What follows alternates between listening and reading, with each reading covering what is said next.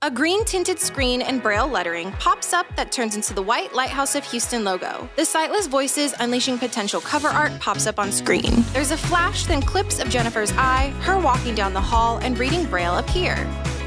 A montage of clips from episodes of the podcast begins with Jennifer talking to our guests and smiling. It zooms in on the Sightless Voices Unleashing Potential cover art. So real quick before we get started today, guys, we just want to kind of set the scene for our blind and visually impaired folks. So our background is a white brick background. Steven and I are sitting in blue chairs. I am wearing a dark blue and kind of reddish orange blouse, and he's wearing a dark blue polo shirt. That's right. Got some Dockers and some casual kicks. And there you go. How's it going, everybody? Welcome to episode 3 of Sightless Voices, Unleashing Potential. I am your hostie with the mostie, Jennifer Parrish. And today we're going to be talking all about assistive technology with our resident assistive technology trainer, Mr. Steven Johnson. Hey, Welcome. Hey. And so we will be discussing how technology has changed throughout the years and how it has impacted people's lives. So without further ado, Steve, why don't you give us just kind of a general overview of assistive technology for the blind and low vision community? Well, assistive technology basically consists of software and hardware that makes the computer easier to use. There are magnification devices all the way from huge desktop magnifiers, all the way down to tiny handhelds that do OCR. There are software products that will magnify the computer screen. There are software products that will actually read the computer screen. Mobile devices have been revolutionized by assistive technology in the last 10 years. The iPhone actually comes out of the box talking. It can talk at the Apple Store. You can make it talk. Android is the same way. There are wearable devices that blind people and low vision folks can purchase to actually describe scenes around them. They can call friends or allies or services that can help them navigate through places like airports and shopping malls. It's come a long, long way since I was a pup. It absolutely has. And you mentioned OCR. Why don't you, for the folks that don't know, why don't you kind of tell them what that stands for and what it is? Optical character recognition. It'll read a book to you. It'll read your mail. It'll read a pamphlet or a instructional sheet that your doctor gives you. It'll read stuff from the pharmacy. It reads print, takes a picture of it, and an AI or similar technology analyzes that print and finds the letters in it and reads it with nowadays a very, very clearly understood synthesized electronic voice. Absolutely. And so let's just talk for a second about, because and I know we've been around a minute. And so assistive technology has evolved tremendously. Oh, it sure has. And yeah, absolutely. Like I was just talking on another podcast about how back in the 90s, I was reading books on tape. But let's focus on the last decade specifically. So let's just talk about the evolution of assistive technology over the past 10, 15 years or so. One of the big ones I want to talk about is OCR. Yep. OCR, we had a program back in the like 2008, 2006 called Open Book that it was a software program that actually would use a scanner to render the printed word into speech. And it did okay. It made mistakes. We just lived with it. Nowadays, we don't put up with the mistakes because AI has made OCR so good that it seldom makes mistakes. If it makes a mistake, it's usually operator error. It's because you got your paper crooked or you don't have your wearable device aimed right at the print you're trying to read. OCR has gotten so good. Another area that has evolved immensely over the last 10 years is Android and the iPhone. Both of these devices now, just about every app that you could ever install, with the exception of a few on iPhone and Android, of course, are pretty accessible, all the way from maybe a scale of a 6 on a scale of 1 to 10, all the way up to the tip top, all the way up to 10. Another branch of assistive technology that's moved up quite a bit is magnifiers. Portable, handheld, and desktop magnifiers. Now, most of the more legitimate devices have OCR. There are still some old school ones that are relevant that don't have OCR, but most of the new products, starting with the COVID era, 2020 and moving forward, a lot of them do have OCR. Wearables. We haven't had wearables really work good or, work to where they would benefit us until the last 3 or 4 years. And I guess that would qualify as being in the last decade. Yeah. But like the Envision glasses and things like the Orcam and even the Meta glasses that are an off-the-shelf technology, we can now buy assistive technology that truly benefits us off the shelf. And that's one thing that's one advent that's happened in the last 10 years, where we could actually go to the mall and buy a device that would describe scenes for us, so that would read text using AI for us. Yeah. Yeah, the Meta AI, the Meta glasses look really cool. I've never seen them personally, but they are super cool. I want to try them because, personally, I don't have very much vision either, so I think that'd be really beneficial. They're kind of made for virtual reality, but they benefit us pretty well. I mean, they'll describe scenes, they'll read stuff. That's all I need. Exactly, totally. And then, the impact of assistive tech on, our independence and quality of life. This is huge. This is enormous, right? So, I mean, in 2011, 12, Uber hadn't obviously been invented yet. There was no shopping delivery services, lots of stuff like that. So let's talk about that for a second. Well, you hit some of the good ones. Yeah. One of the ones that's the most important in my life is being able to do my own grocery shopping, whether it's at the store or at home. I can get on Instacart and I know what I'm going for. I can put things in my cart and buy them, and they're delivered in like an hour. I can go to the store with Envision glasses and call somebody up on Ira, which is a professional service that works through the Envision glasses that will describe things and help you with things. Or I can call a friend and they can guide me through the grocery store. Okay, you want cereal? Hook a right. Okay, you want bread? Hook a left. It's 2 aisles up. Keep going. And I can shop independently, and I can bargain shop. Yeah. Not only do I have to settle for, just the first thing I come to, or my guide going, well, here's peanut butter, and settling for that, I can actually bargain shop, and I can get the person guiding me through my wearable to guide me to the coupons. I can grab one, show it to them, and they can say, well, are you looking for, Mrs. Baird's bread? Well, here's a coupon for it for 20% off. And I can not only shop, but I can bargain shop.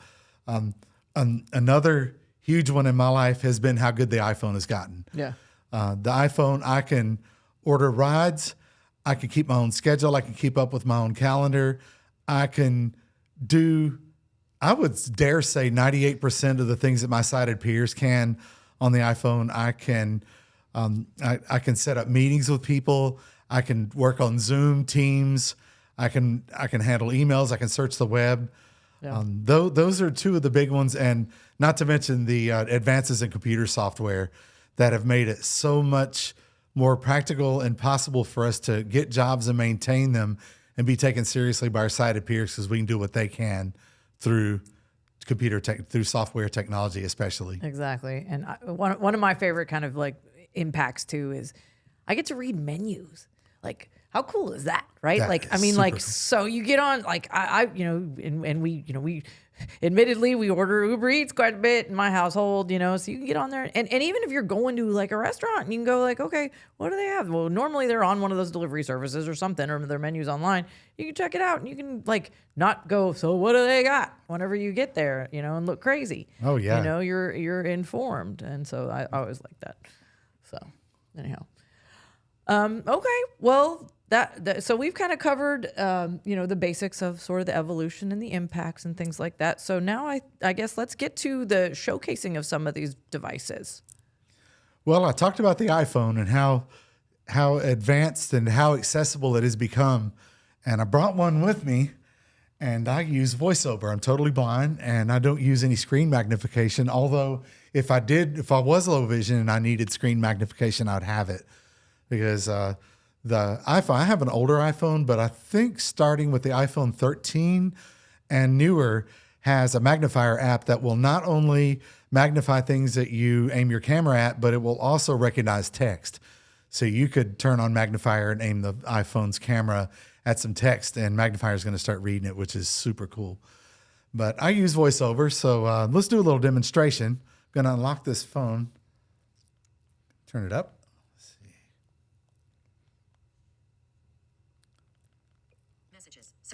And here we go. So I'm on my home screen. Dog, Safari. I can read, I'm going to turn this down a little because I think it's blasting. I can read all of my apps by simply touching the middle of my phone. Costco. And I'm a shopper. I got Costco was the first one I hit. And I can swipe left or right to move through my applications. Settings. App Store. iTunes Store. Maps. Podcasts. I can send a text. Double tap to messages. I simply touch my text app, double tap on it, Messages. find my Edit. compose button. Edit. Messages. Compose. Button. I double tap. 2. Text. And I type Editing. Jennifer. Search B. K. Let's J, type, U. let's J, find a J. E. B. N. N. Okay. Results. Jennifer Parrish. Okay, we're about to text her. And we can use a combination of Siri and voiceover to really get things done fast. Add contact apps. Message. Text field. Insertion point at end. Hello, Jennifer, period. This is a fun podcast, comma, isn't it? Question mark. Inserted. Hello, Jennifer. This is a fun podcast, isn't it? Just like that. Message. Text. Send. We'll Button. send the text. Send message. Text field. And text message. I can check email with this phone. I can set up reminders and I can make it shut up. I can set up reminders. I can add calendar appointments. I can join Zoom and Teams meetings. I can get on Instagram. I've never gotten on Twitter, but I have friends that do. I just never took an interest. Yeah, I use Twitter for fantasy football. Okay, I can do fantasy football. We can do that too. There's another thing too. Exactly. I belong to 2 leagues. Yes, me too. This iPhone will do everything for me that it will do for a sighted person. I can take pictures with the camera. This iPhone will tell me when a face is in focus. I open the camera, I hold it up, and I wave it around until I hear somebody talk, aim it at their face, and it tells me there's a face in the center of your screen. Yep. So not only does it identify that there is a face there, and it tells me whether I'm in focus or not. So that is pretty cool. There's a million things that this iPhone will do. I haven't downloaded too many apps on the iPhone that didn't work to some extent or all the way. Another thing I brought with me was a laptop. I'm going to grab this. Right, next thing I'd like to show off is how accessible modern computing is with JAWS. I am using JAWS. I'm not using any screen magnification, and I believe this is a Windows 11 machine. It's correct. Borrowed from my good friend Jennifer over here. Yes, sir. So this screen reader software will enable me to navigate every part of Windows. And you said this was Windows 11, right? It's a Windows 11, yes. Okay. So we can go to the desktop just by simply pressing Windows M. We can use our arrow keys or first slider navigation to navigate around the desktop. We'll press G for Google Chrome. We can go into Microsoft Word and compose any document we want.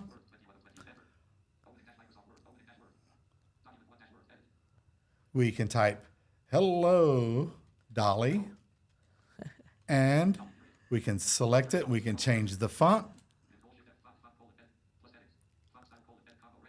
And we just changed font and font size. We can do a bulleted list, which I won't do because it'll take a second. We can surf the internet. I'm going to close Word. And we're going to tell it no. And we're going to go to Google Chrome. And we can search for dinosaurs. I don't know why I'm searching for dinosaurs. I should be searching for saxophones.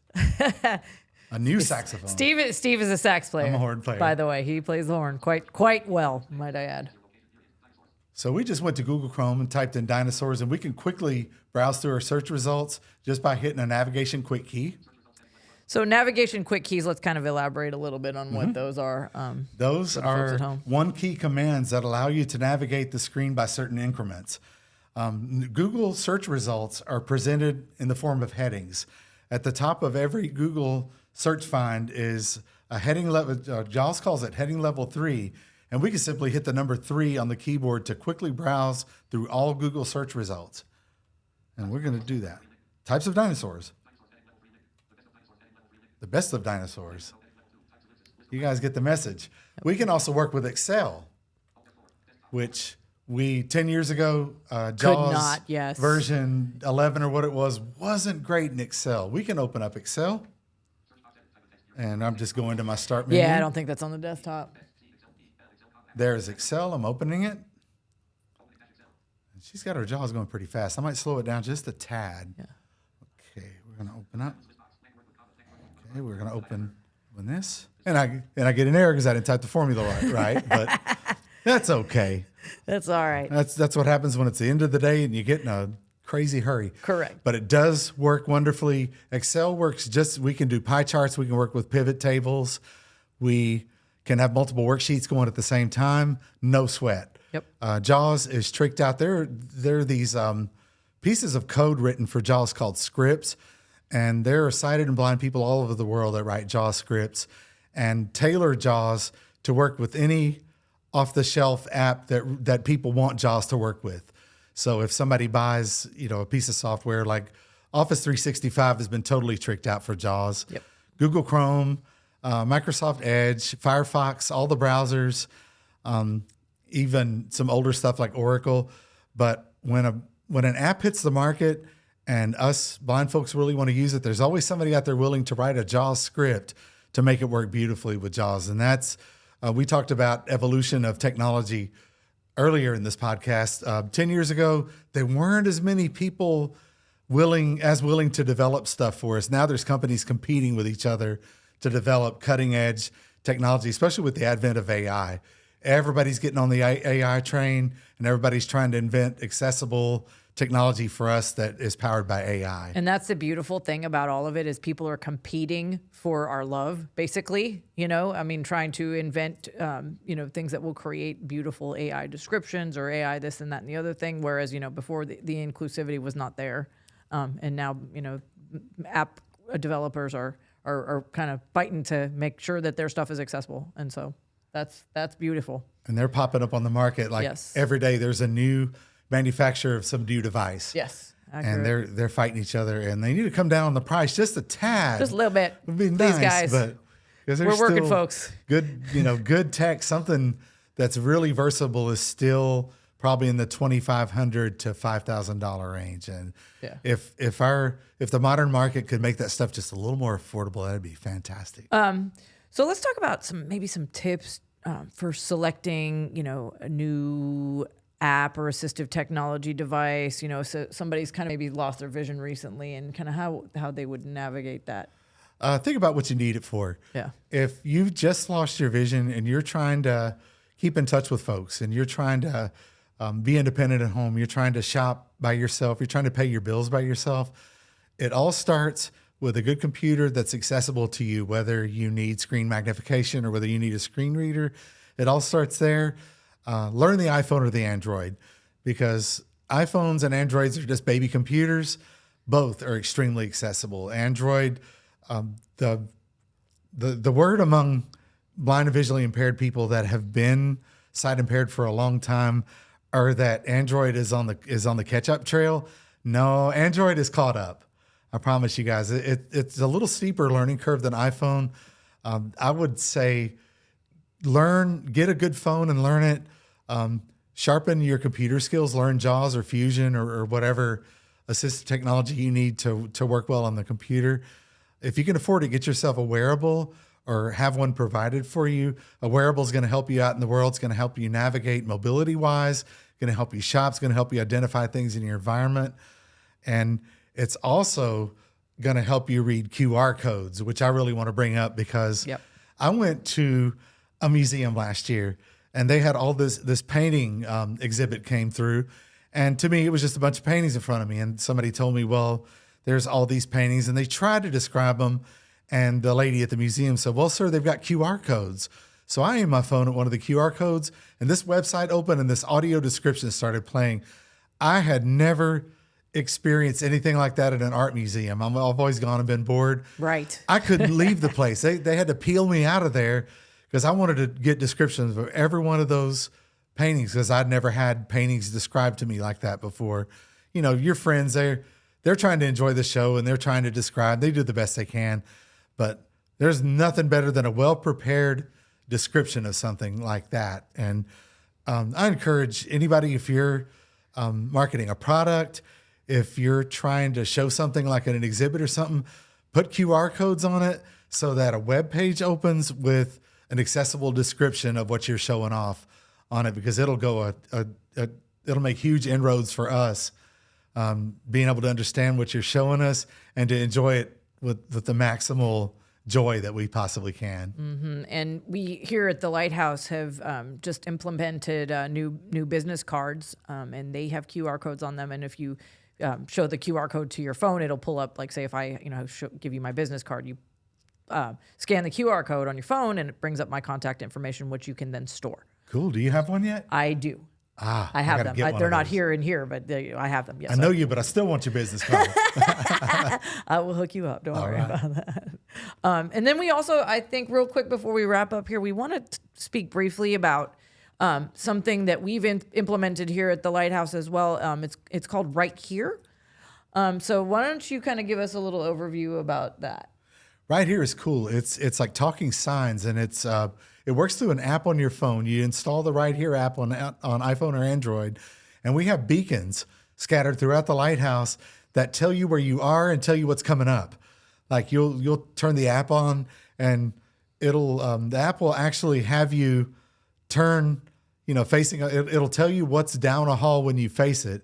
So it'll tell you something like, go 30 feet and you'll come to a junction. Turn right, you're at the snack machines. Turn left and you're at the executive offices.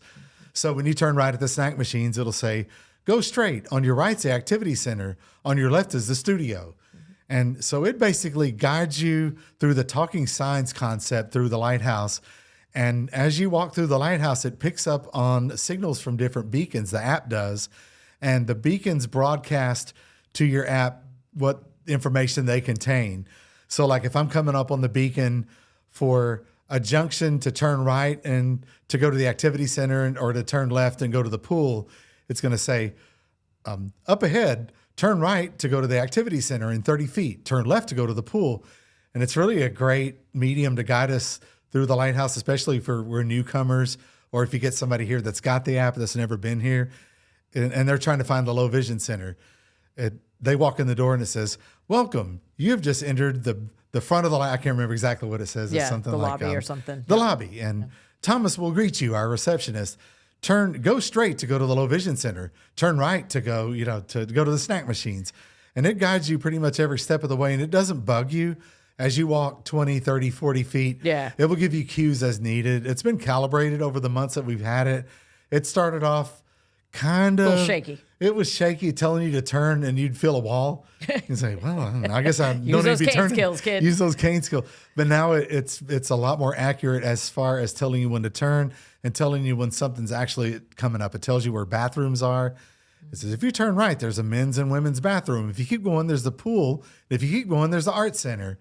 So it's like I said, it's like talking signs. And it's pretty innovative. Yeah, and it's customizable too. So like we had an event here recently, and it was like a back to school fair, and we had a bunch of people here, and someone, I guess Terry probably customized it and made every little breakout session, like go here for daily activities, go here for cooking, go here for and so we can customize them according to what event we're having. And so that's the kind of one of the beauties of it. That's what's cool about it. If Exactly. somebody, implements it and puts it in their place, they can Yeah. tailor the heck out of it. Yeah. Yeah. And they did for this last event, they really, worked hard on that. So I thought that was pretty cool. So hopefully we continue to do that. And, for our folks that come here for the very first time and like, oh my God, I don't know where to go. That app will be helpful. So we kind of suggest that you download that. And yes, you walk right in the lobby. To your right is Thomas, and it should tell you that. Thomas is our receptionist. Shout out to Thomas. And he's very helpful. I want that app at Minute Maid Park. I do too. I do too. Go Stros. Turn right for snacks. Exactly. So looking towards the future, I mean, there's a lot of new stuff coming out, and we have a very, very, very broad horizon of stuff. So let's talk about that for a second. Future. I think the wave of the future right now is AI described scenery. Is something like OpenAI or Seeing AI has a part of the app called Be My AI that I was riding down the road the other day, and I pointed it out the window and it said, there's a homeless guy sleeping on the sidewalk. There's some trees down, and there's a dilapidated house with blue shingles and a brown tile front. And it was describing in painful detail all this stuff. Thank you, Hurricane Beryl. Thank you. She tore us up good. Yes.